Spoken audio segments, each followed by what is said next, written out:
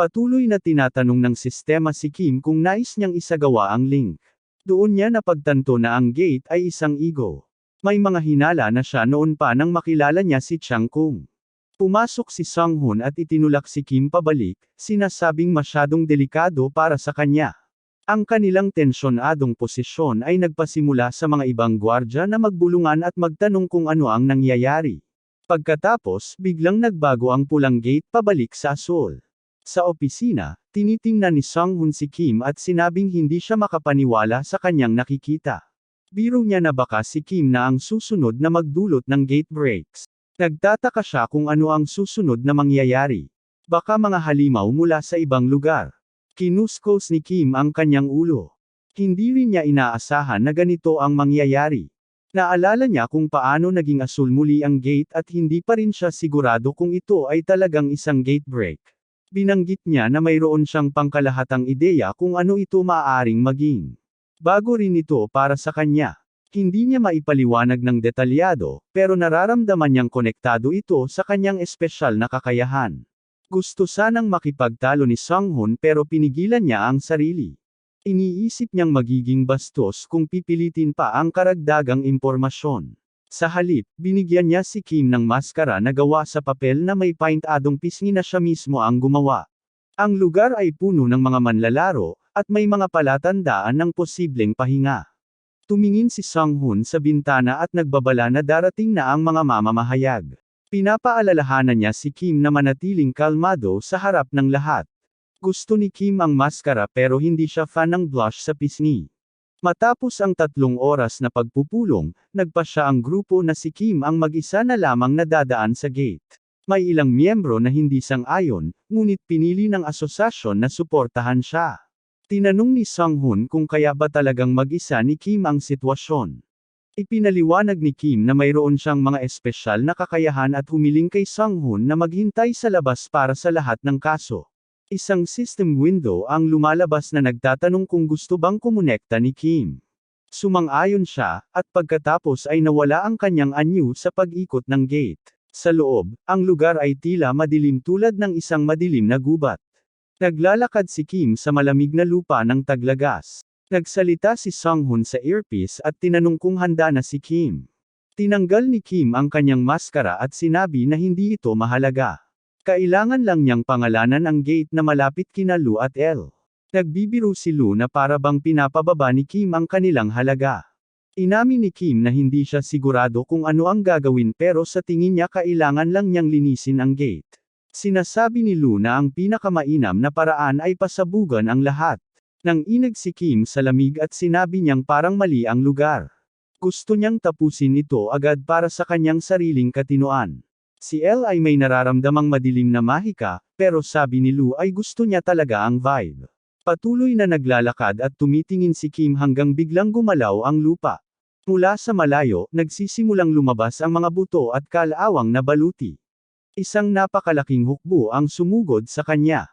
Kinuyam ni Kim ang kanyang mga kamao, handang makipaglaban. Kabilang sa kanila, isang walang ulong mangangabayo ang lumalabas na mabilis na tumatakbo. Tumingin si Kim sa figure at tinanong kung ito ba ay dulahan. Hawak ng sakay ang isang ulo sa isang kamay. Hindi pa nakakita si Kim ng ganitong intermediate boss at nagtataka kung makatarungan bang harapin ito ng maaga. Pumosisyon siya sa isang laban. Ang kanyang mga ego ay nag-activate ng bilis at siya ay sumugod pasulong na nag-iiwan ng makukulay na bakas. Sinasalubong niya ang mga kaaway, sinisira ang mga bungo at nagwawasak ng mga baluti sa bawat hampas. Sa mga ganitong pagkakataon, karaniwang diretso si Kim sa walang ulong mangangabayo. Tinatawag niya itong tradisyon na unahin ang pagpatay sa lider. Pinapaalala ni Lu sa kanya na wala ng ulo si dulahan. Hinahatak ng kabalyero ang kanyang palako sa lupa at hinaharangan ang atake ni Kim. Mamaya, si Kim ay nakatayo sa isang mahabang daan na may sementeryo sa magkabilang panig. Sinusuri ni Lu ang paligid at sinabi niyang may kakaiba dahil kulang ang mga kalansay para sa isang lugar na ganito. Pati ang mid-boss na dulahan ay tila masyadong mahina para sa mana na nagmumula sa gate. Tumango si Kim bilang pagsang-ayon. Sa tingin niya, mas mahina ang lalaki kaysa sa sinasabi ng iba. Habang tumitingin siya sa unahan, nagtataka siya kung anong klaseng boss ang naghihintay sa dulo ng daan. Sa ilalim niya ay isang malaking batong kabaong at iniisip niya na ito na ang sandaling lilito ang boss. Ang takip ay gumagalaw at lumalabas ang berdeng usok. Binalaan ni Lu si Kim na mag-ingat. Tumama ang takip sa lupa at itinuro ni Lu na tiyak na may dahilan kung bakit basang-basa si Don. Pinoprotektahan ni Kim si Lu, na ngayon ay natatakpan ng pulang enerhiya. Isang nalantang kamay na puno ng mga singsing at isang mukha ng bungo ang lumitaw mula sa usok at tumitig kay Kim. Sabi ni Lu na lahat ng kapangyarihan sa gate ay nakatuon sa huling boss. Naniniwala si Kim na ang boss na lalabas dito o pagkatapos ng ika-60 na palapag ay ang hari ng Undead Lich. Tinanong ng Lich si Kim kung gusto ba niyang maging kanyang amo. Tumingin si Kim sa kanya nang may takot. Ang Lich ay lumulutang sa ibabaw ng kabaong at inuulit ang tanong.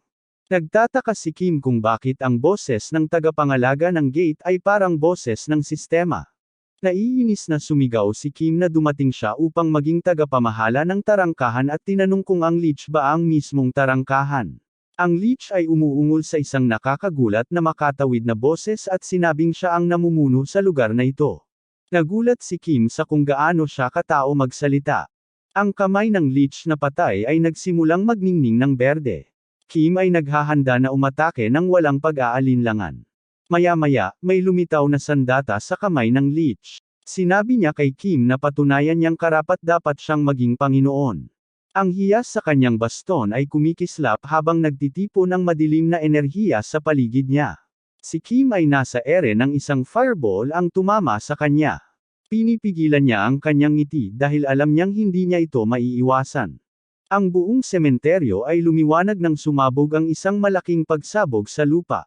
Umubo si Kim habang nagal-ilinaw ang usok.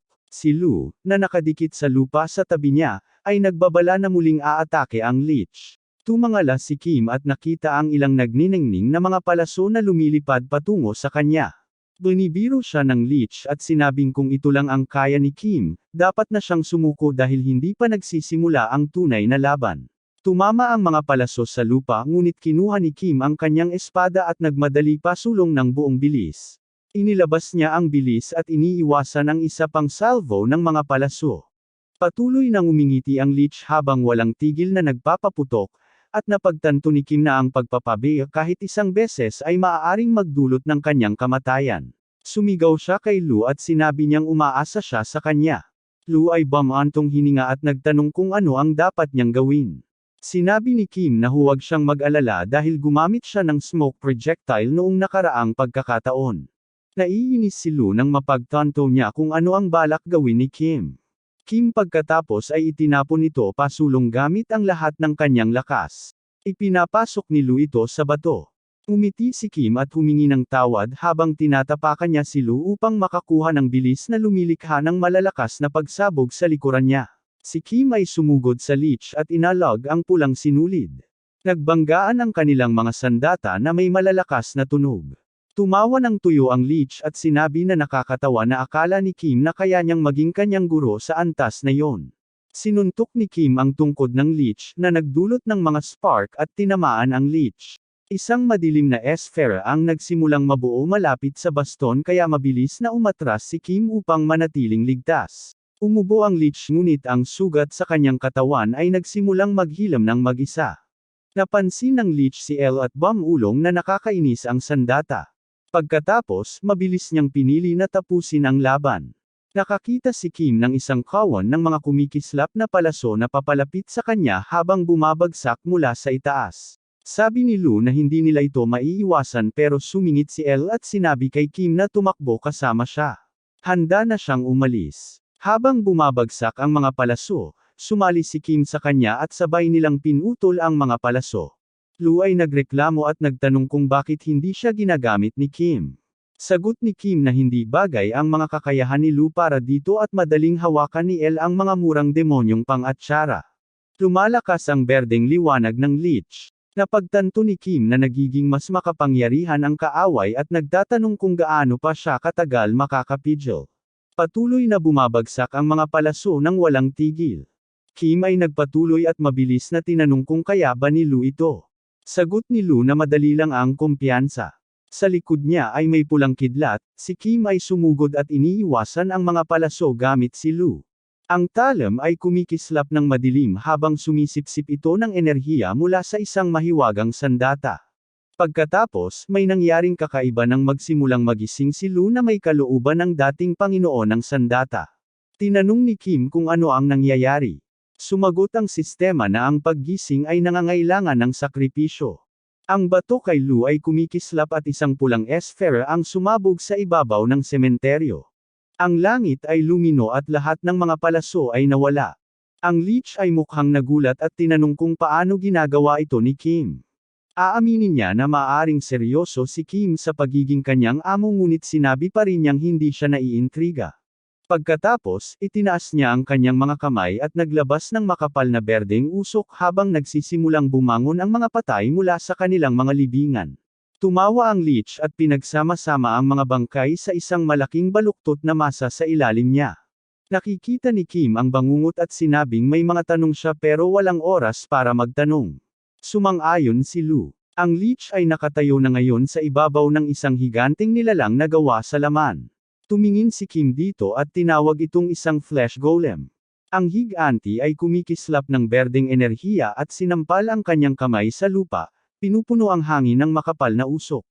Nagpasya si Kim na kung masyadong malakas ang kaaway, kailangan niyang umatake ng mas malakas na kapangyarihan. Isang asul na kidlat ang pumutol sa usok. Si Kim ay nagutos ng buong bilis. Pinapanood ng leech habang isang asul na guhit ang tumatakbo pataas sa braso ng golem. Sa loob ng ilang sandali, si Kim ay nasa harapan niya. Ipinagpag ni Kim ang parehong espada na may ngiti at tinanong kung siya ay karapat-dapat sa pintuan. Nawalan ng sigla ang mga mata ng leech. Tinatanggap niya si Kim bilang kanyang Panginoon. Kinumpirma ng sistema na ang gate ay konektado na kay Kim at hiniling na pumili siya ng pangalan. Isang shockwave ang kumalat mula sa sementeryo, nanginginig ang lupa sa loob ng milya-milya.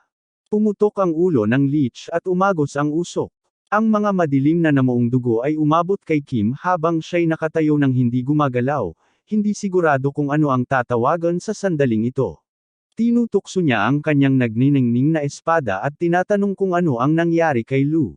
Ang enerhiya ay sumabog mula sa bato sa gwardya, kumikislap mula sa mata sa gitna nito. Tumatawa si Lu at sinabing tanga si Kim na akalaing papayagan niyang maaga ng espada ang atensyon. Kim ay kinakabahan at nagtatanong kung ano ang nangyayari kay Lu. Ang bato ay patuloy na kumikislap hanggang biglang natawa si Lu. Ngunit kasing bilis din, huminto ang mga spark. Tinanong ni Kim kung bastos ba si Lu, at sumagot si Lu sa pamamagitan ng pagtatanong kung ano ang problema ni Kim. Pumasok si El at sinabi niyang mukhang nalilito si Lu, pero pinutol siya ni Lu at sinabi niyang may sakit siya sa ulo at kailangan niyang magpahinga. Sabi ni Kim na marami siyang katanungan pero maghihintay siyang itanong ang mga ito. Lu ay nagpapasalamat sa kanya sa pag-unawa. Pinapangalanganan ng sistema si Kim na pangalanan ang tarangkahan. Nag-isip siya sandali at naalala na patay na si Bronhart, kaya pinangalanan niya itong Bronhart. Sa lungsod, nagbigay ng babala ang sistema tungkol sa pagkaputol ng gate, na nagdulot ng takot at paglikas ng mga tao. Isang manlalaro ang napansin na matagal nang hindi nangyayari ang ganito at tinanong ang ranggo ng gate.